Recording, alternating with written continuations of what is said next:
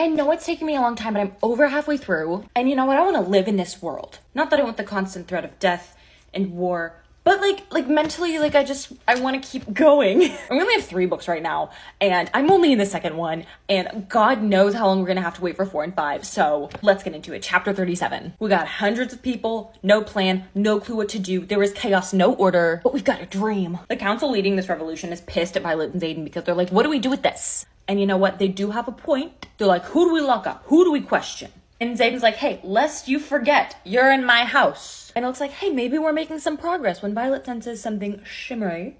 And after months and months and months, more months than any dragon has ever gone through for the dreamless sleep, Andarna has finally woken up, but she's having some complications and Violet blames herself. I'm not saying I blame Violet. I think it was a group effort. I think with her very immature little dragon brain, Andarna made some choices, not knowing the consequences. But someone said in book 1, no one tells Andarna what to do. And I'm like, why? She's a baby. Is she special? Is she special? Are we gonna find out if she's special? But her wings didn't fully develop because she wasn't able to properly have the dreamless sleep in her little dragon puberty nap time. So it's a possibility that she may learn to fly. It's a possibility she may not learn to fly, but she's never gonna carry a rider. School is still in session, but now we're in Xaden's house? He calls it a house. This isn't a house. Battle brief is in session. Brennan is helping out. No one knows that he's a Sorrengail. Like, I think Rhiannon knows, but that's it.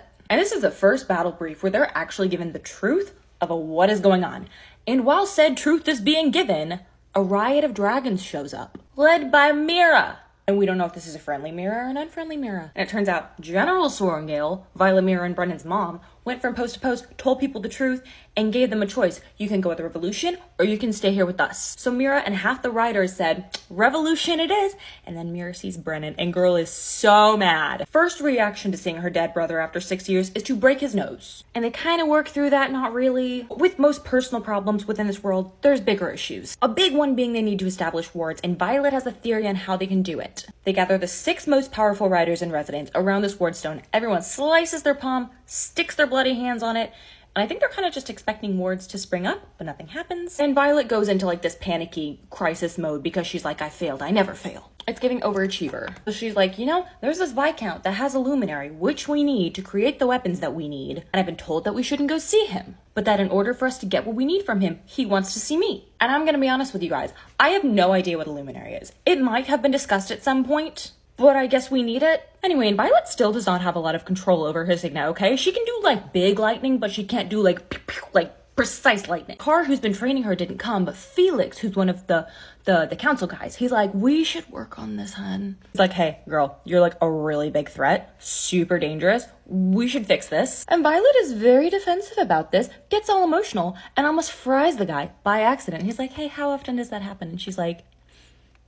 too often. And in her head, she's like, when I get mad and when we fuck. So he gives her this like orb thing to practice with. And now it's time to go see the big scary Viscount. Brennan and Mira are gonna go with Violet because Brennan wants to negotiate for weapons. Violet's the one they really need. Mira's like, I'm here to protect you guys. And they arrive to a bit of a tense greeting of some griffins and flyers and Xaden. And we get a tense but steamy little, you aren't where I left you, Violence.